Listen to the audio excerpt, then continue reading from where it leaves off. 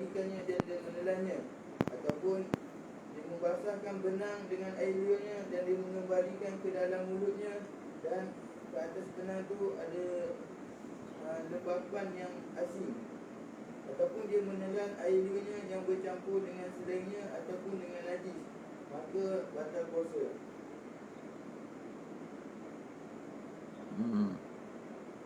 Walau jama'a riqahu fabtala'ahu lam yuftir fil asahi.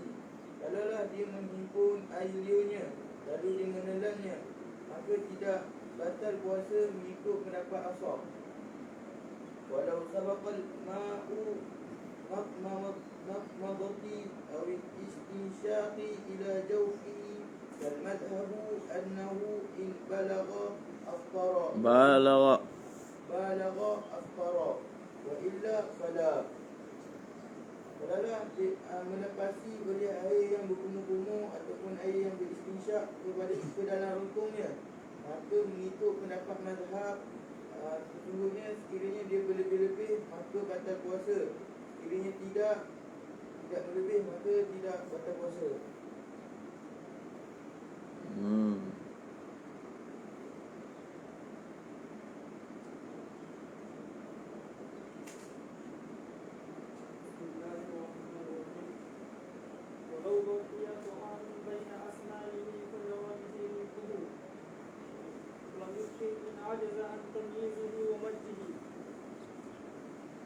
Dan kalaulah berbagi makanan di antara biji-bijinya, lalu melalukannya oleh air liurnya, maka tidak batalkan puasa. Sekiranya dia tidak mampu daripada menyelesaikannya dan menghendakkannya. Walau ujra mukrahan lam yuftir. Dan kalaulah dimasukkan secara terpaksa, maka tidak batalkan puasa. Sukai. Dan ujira ni dimasukkan cecair, air ke benda-benda lain lah. Maknanya orang buka mulut dia, masukkan dan dia tertelan. Lam yuftir. Maka tidak membatalkan puasa. Baik berkuliah hatta akala aftara fil azhar. Jika sekiranya dipaksa sehingga dia makan, maka membatalkan puasa pada pendapat yang azhar.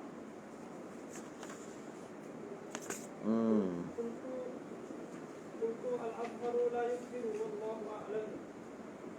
Aku berkata, pendapat yang azhar tidak membatalkan puasa, wallahu a'lam.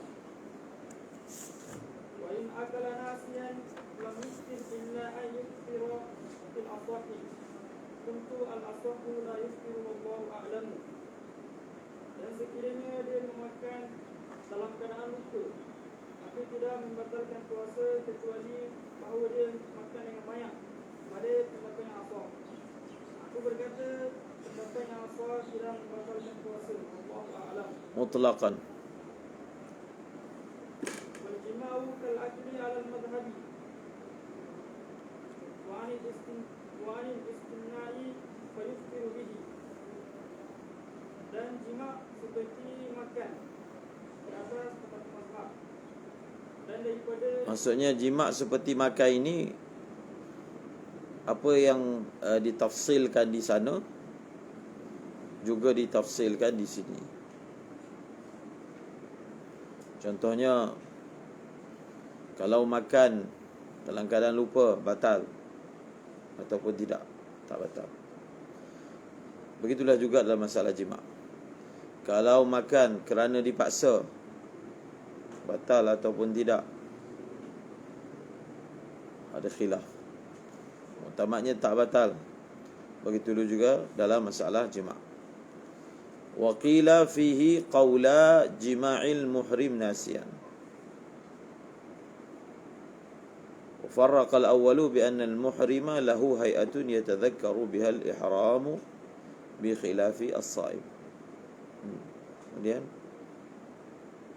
dan dia boleh melakukan sunat, itu mengeluarkan air maka membatalkan puasa.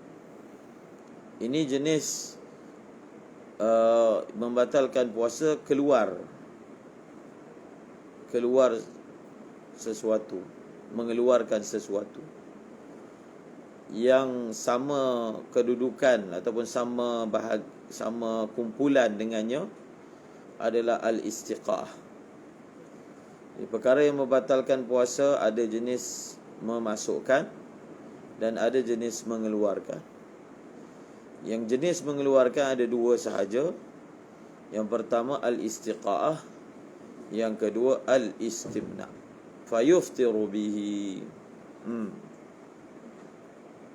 وكذا خروج المني بلمس وقبلة ومضاجعة والفكر والنظر بشهوة. Dan begitu juga mengeluarkan air mani dengan sentuhan dan ciuman dan berbaring bersama-sama. Maka tidak kerana berfikir dan juga melihat sesuatu dengan syahwat. Yang membatalkan puasa kerana keluar mani, syarat dia adalah ia keluar dengan mubasyarah. Itu kaedah dia, dhabit dia. Dia keluar dengan ada sentuhan kulit.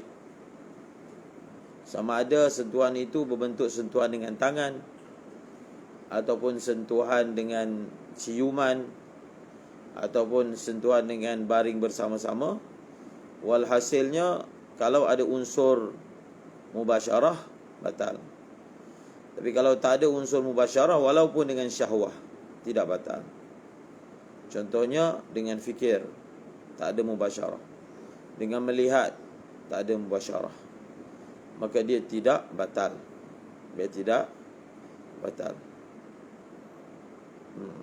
Maksudnya ada dua surah.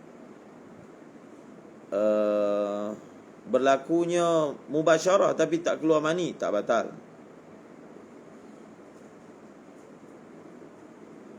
Keluar mani tapi bukan dengan jalan mubasyarah, contohnya tidur, ihtilam, maka tak batal. Kemudian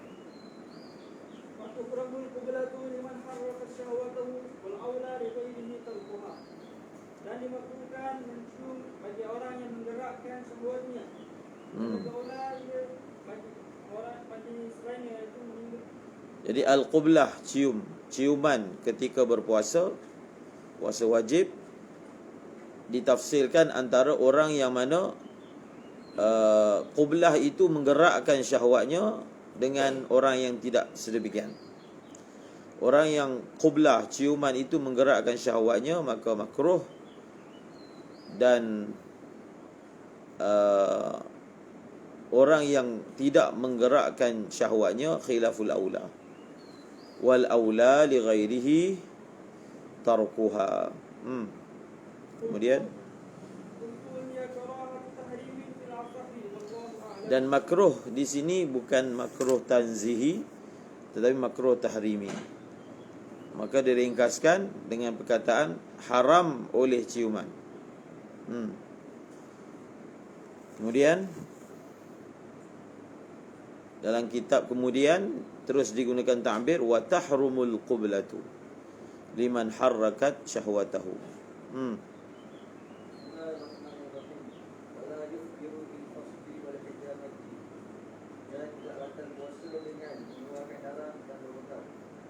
Namun makruh berbekam sama ada dengan jalan fasdu dengan hijamah, ada khilaf. Dalam mazhab lain membatalkan puasa kerana ada hadis yang berbunyi aftaral hajim wal mahjum. Hadis itu mansukh. Maka hukum yang berbaki adalah makruh. Begitulah dikiaskan sebarang perbuatan mengeluarkan darah daripada badan ketika berpuasa adalah makruh. Contohnya derma darah. Kalau tak ada apa-apa hajat yang mendesak, maka hukumnya kekal makruh.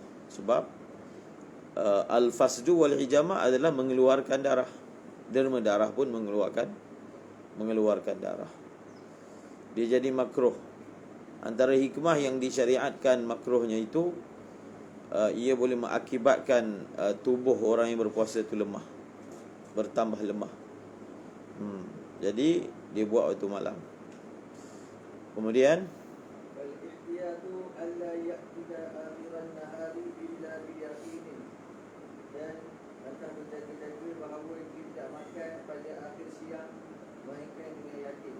disunatkan melewatkan suhur dan juga mengawalkan berbuka, dengan catatan, dengan qaid, melewatkan sahur tidaklah sehingga jatuh dalam syak. Mengawalkan berbuka jangan sampai jatuh dalam syak. Itu syarat supaya perbuatan itu adalah disunatkan.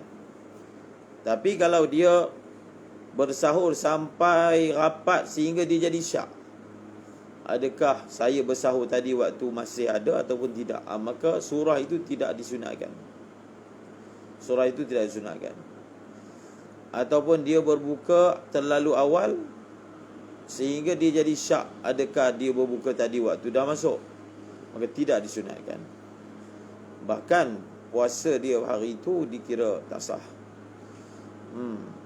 Baca wal ihtiyatu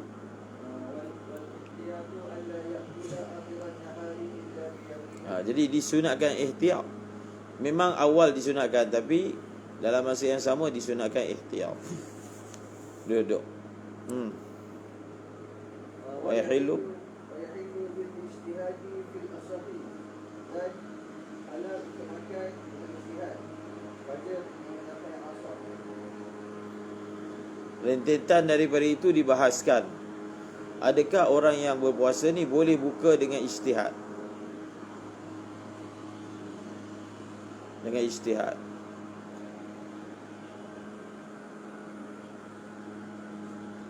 Dalam surah yang tak boleh nak yakin lah. Boleh berbuat demikian. Lagi? Wa yajuzu idza dhanna baqa alayhi. Dan harus makan apabila yakin berpasti malam. Kuntu wa kadza law syakka wa huwa ma'lam. Aku kata dan begitu jugalah boleh makan apabila dia syak. Dia ada beza makan awal siang dengan makan hujung siang. Kalau ingat balik, kita bahaskan ada beza menentukan awal puasa dengan menentukan hujung puasa, maksudnya Syawal.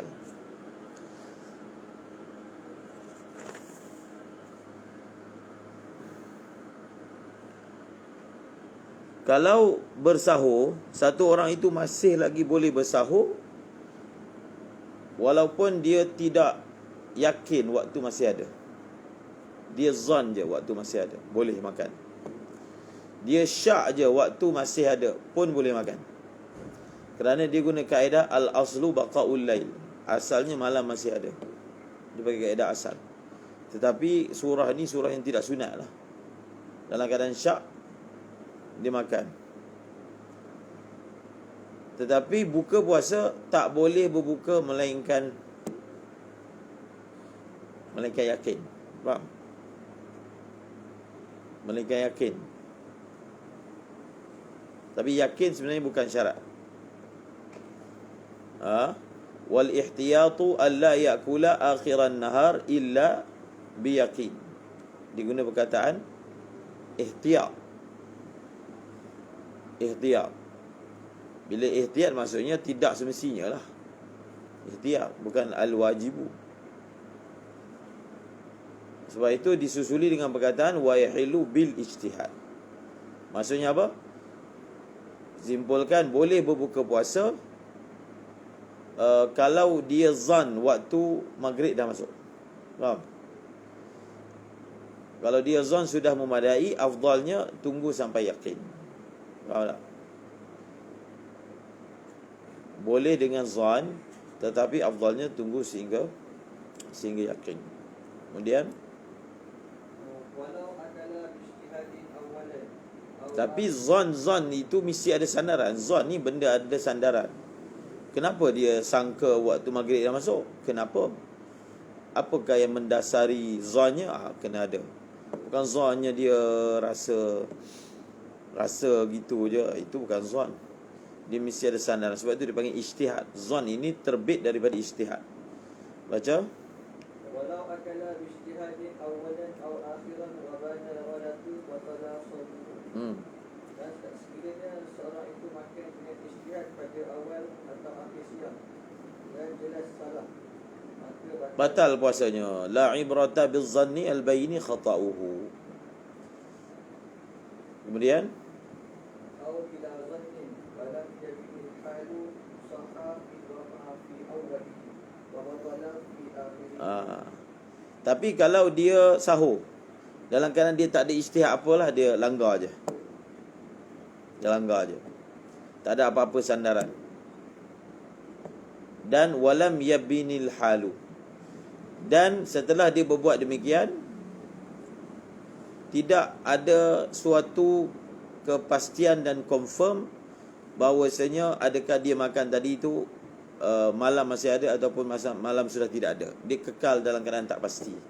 Itu maksud walam yabinil hal. Maka sahah pada awal. Kerana al-aslu baqaul lail. Dan batal pada akhirnya. Pada akhirnya. Li'anna al-aslu baqaun nahar. Faham? Jadi maknanya orang yang kita ambil sahur dulu, orang yang bersahur, yang pertama dia yakin dia bersahur malam masih ada, maka tak ada iskal. Dia zon ataupun dia syak malam masih ada ataupun tidak.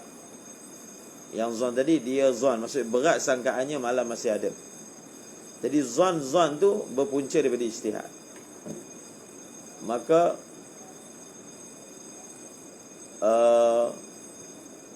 ada dua pecahan. Dia zon ataupun dia syak yang berpunca daripada ijtihad. Ada dua keadaan. Yang pertama, banal hal.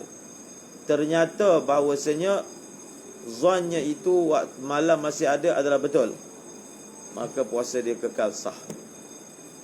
Surah yang kedua, ternyata zon bahawasanya malam masih ada itu salah, rupanya malam dah habis, maka puasa hari itu tak sah. Faham? Yang tahap yang ketiga, dia makan sahur itu dalam keadaan tak ada apa-apa zon, bila zon ni, dan keadaan sebenar tak tahu. Sebenarnya dia makan tadi itu sebenarnya ada lagi ke malam ataupun tidak, maka kita hukum puasa hari itu sah. Kerana al-aslu baqaun nahar. Ini untuk sahur. Untuk berbuka puasa, dia berbuka dalam keadaan bila zannin. Bila zan, maksudnya dia jam pun tak tengok, azan pun tak dengar, siren pun tak dengar, dia buka je. Dia rasa tak ada rasa. Maksudnya rasa dia itu bukan ada sesuatu sandaran. Dia tengok cuaca ke, dia tengok ni ke, tidak. Bila zannin, maka puasa hari itu tak sah. Faham? Puasa hari itu adalah tidak sah. Kerana li'annal asla baqaun nahar. Satu orang dia puasa dengan ijtihad, lalu dapat zon, dia buka puasa, zonnya siang dah habis, maksudnya maghrib dah masuk. Kemudian ternyata salah, dia punya ijtihad tu salah, dia buka itu sebenarnya masih siang, maka jelas puasa hari itu batal, kena qada. Yang kedua, tak tahu, dia zon dan sampai ke sudah dia tidak ada satu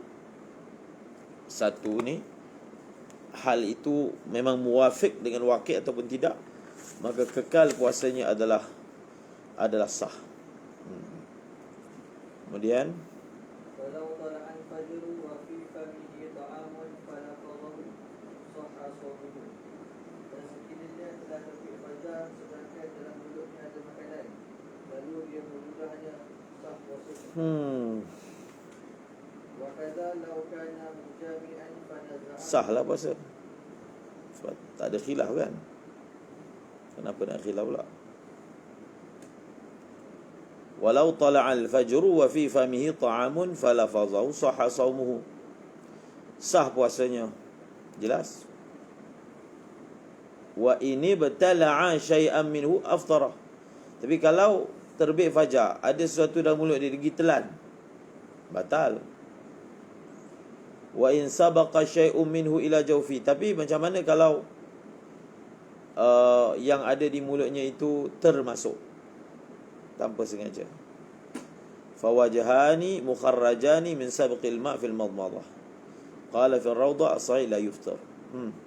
Kemudian وكذا لو كان مجامعا فنزع في الحال فإن مكث بطل. Dan begitu juga tak batal sekiranya kalaulah dia berjima lalu dia mencabut pada ketika itu juga. maksudnya ketika terbit fajar, dia berada dalam keadaan jima, kemudian dia telah mengeluarkan zakarnya ketika itu juga. Kalau dia membiarkan dalam keadaan sedar subuh dah masuk, maka batallah puasanya. Kalau dalam keadaan tak sedar, tak batal puasanya. Fa in makatha ba'da at-tulu'i mujami'an batala saumuhu. Kemudian wa illam ya'lam bi tulu'ihi illa ba'da al-muksi fa naza'a. Hai, batal. Wa kadza law kana tulu'ul fajri mujami'an fa naza'a fil hal sahha sawmuhu wa in anzala litawalludihi min mubasharatin mubahatin. Qalahu fi syarh al-muhadzab.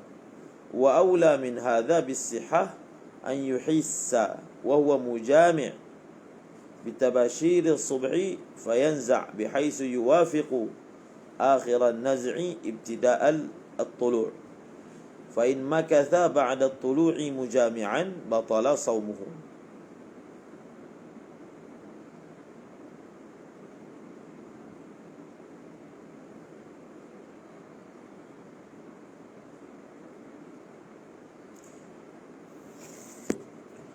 Kenapa ni? Ayat ni habis ke tak habis? Tengok dalam mung ni. Kenapa batal pula? Sekiranya dia tidak mengetahui fajar itu terbit, melainkan selepas muks. Maksudnya fajar dah terbit, dia tak tahu, maka dia belum lagi melakukan mencabut zakarnya. Selepas itu baru dia tahu. Dan selepas dia tahu, dia telah mengeluarkannya. Apa jawapan dia? Jadi adakah intu lil ghayah? Fanakaza fanaza'a hina alima.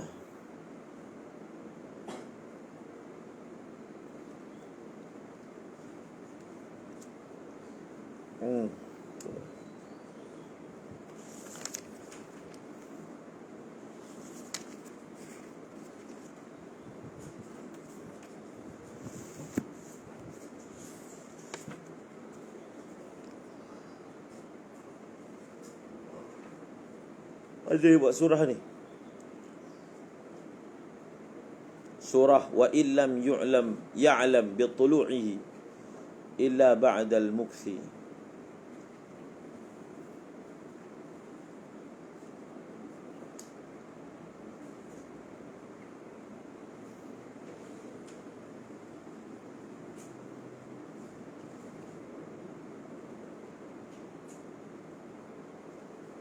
La ilaha illallah. تنبيه الإتيان المصنف بفاء التعقيب بعد طلوع الفجر يعلم منه أن سورة المسألة أن يعلم بالفجر أول طلوعه فينزع على الفور. ويؤخذ منه بطريق الأولى ما لو أحس وهو مجمع بتباشر الصبح فنزع بحيث وافق آخر النسل ابتداء الطلوع.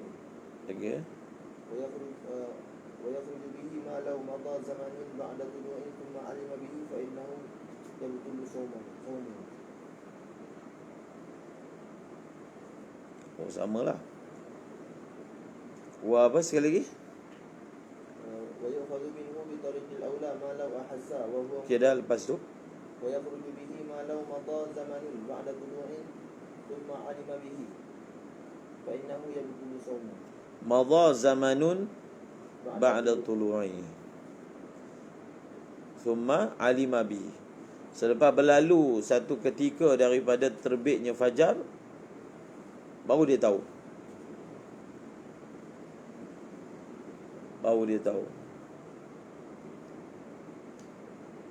Kemudian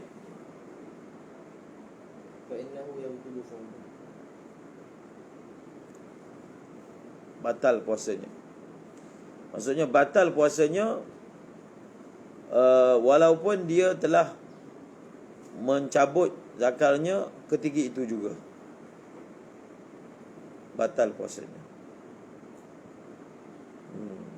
So, kena tengok apa ilat dia. Kenapa batal puasa? Sebab sebelum ni kita dah belajar bahawasanya jima' dalam keadaan lupa ataupun tidak tahu tidak membatalkan puasa. Tak apa, nanti kita tengok lagi. Jadi dah selesai tentang apa? Muftiratul shaum, perkara yang antara perkara yang penting bila mempelajari bab puasa, inilah paling penting. Antara yang penting, dia yang paling penting. Mufti Rafi' Uthmani ada tulis kitab Dhabitu Muftira. Dhabit, mengetahui perkara-perkara yang membatalkan puasa. Kalau kita tak boleh pegang dhabit itu, dia jadi keliru. Kalau ada dhabit, maka mudah untuk kita memahami surah-surah yang membatalkan ataupun surah yang tidak membatalkan.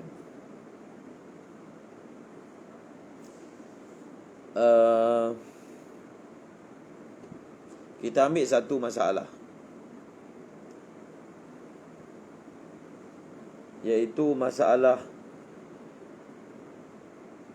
madmadah dan istinsyaq. Madmadah dan istinsyaq.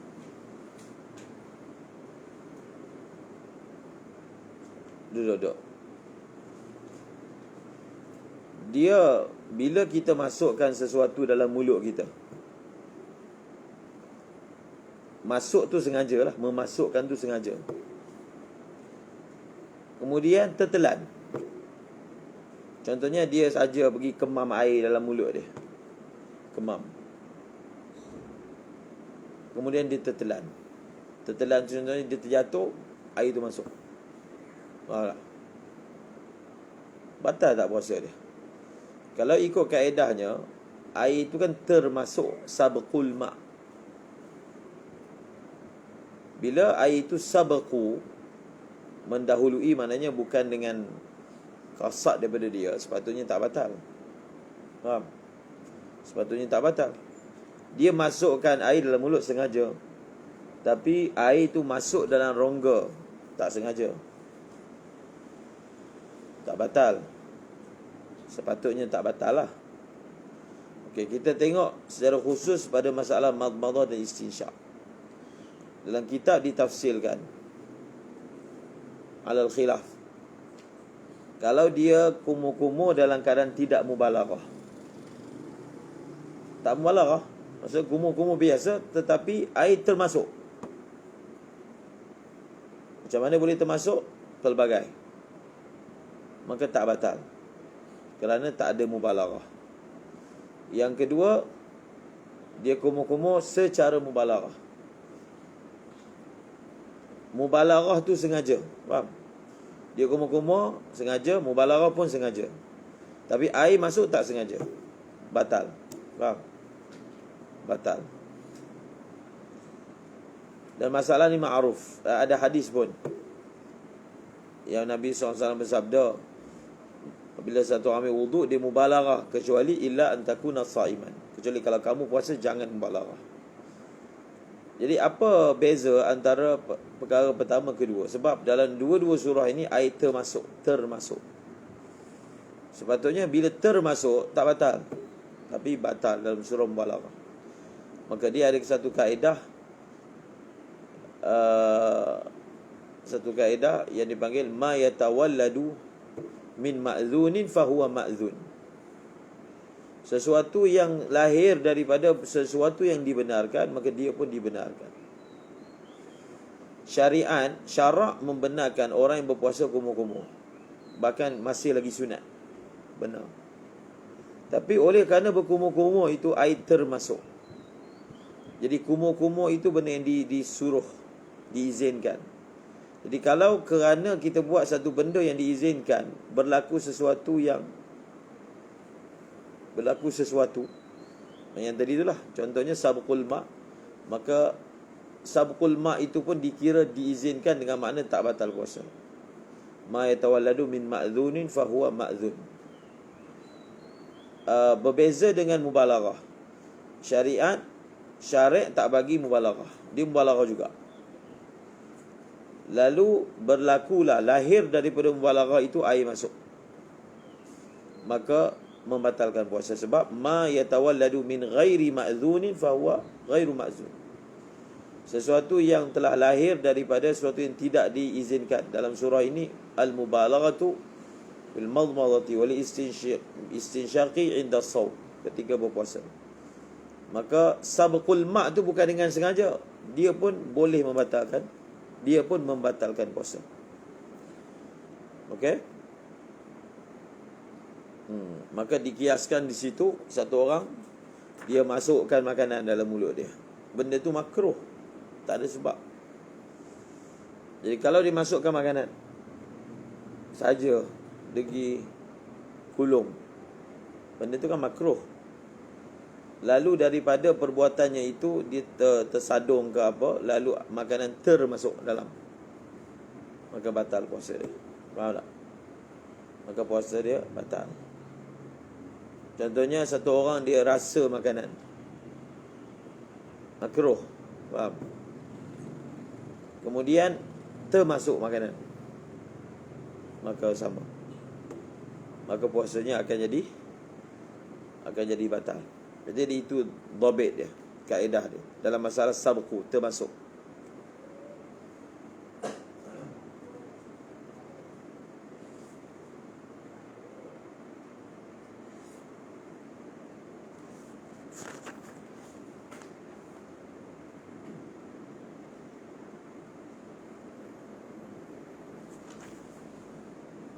Kemudian masalah, kita ambil satu masalah celak, bercelak. Dalam kitab dia bagi contoh bercelak. Dan bercelak ini tidak membatalkan puasa. Dalam kitab dinyatakan disunatkan tidak bercelak ketika berpuasa, kerana ada khilaf. Ada sebagian ulama seperti Imam Malik mengatakan bercelak tak boleh dan membatalkan puasa. Maka khuruj minal khilaf, kita kata elakkan daripada bercelak pada siang Ramadan walaupun dia tidak membatalkan puasa. Kita tengok kenapa bercelak ini tidak membatalkan puasa. Dia punya ghayah dia, walaupun rasa celak tu ada kat sini. Orang yang biasa bercelak tahu, kalau kita celak, maka bila kita ludah tu jadi warna hitam. Faham? Menunjukkan apa? Dia lalu tu rongga kat sini, dia akan sampai sini. Sini kita celak sini, tapi ludah warna hitam, turun.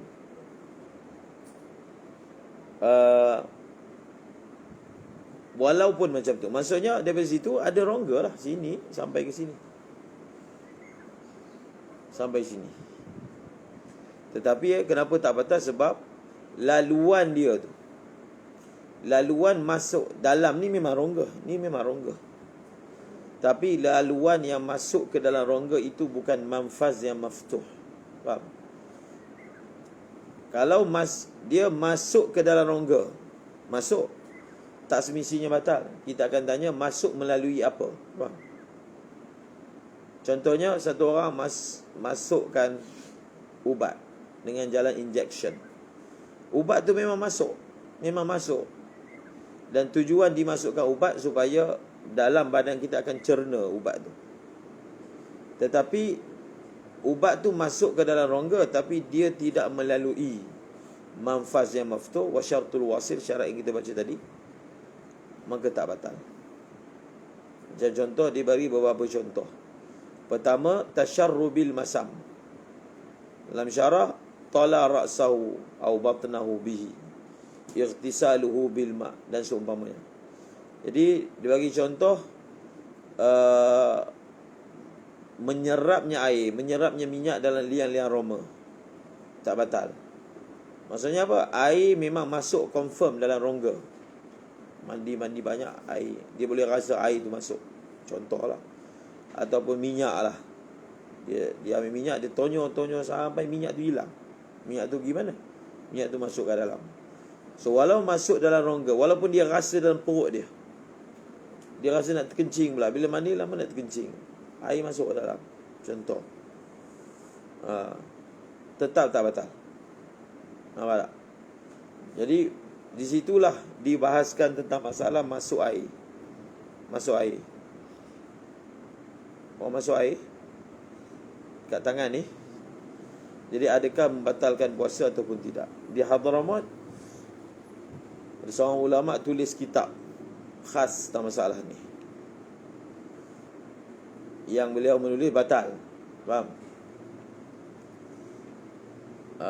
Tetapi yang dimuktamadkan benda tu tidak batal. Boleh baca dalam Takhrirat khulasah dia. Khulasah masalah memasukkan ubat ke, masukkan air dalam rawatan, adakah batal ataupun tidak. Orang yang mengatakan batal, dia kata air itu memang membantu badan. Orang yang masuk air itu, dia akan jadi nak terkencing kan. Bila masuk air banyak sangat, kita akan rasa terkencing. Sebab memang air itu masuk ke saluran yang kalau masuk ke sini, sama macam masuk di sini. Maka dia melihat benda itu masuk ke dalam rongga. Ulama yang mengatakan tidak batal, melihat dari segi dia tidak masuk melalui manfaz maftuh. Dan dia kembali pada asas yang kita sebut, muftirat ni ada unsur ta'abbud. Faham?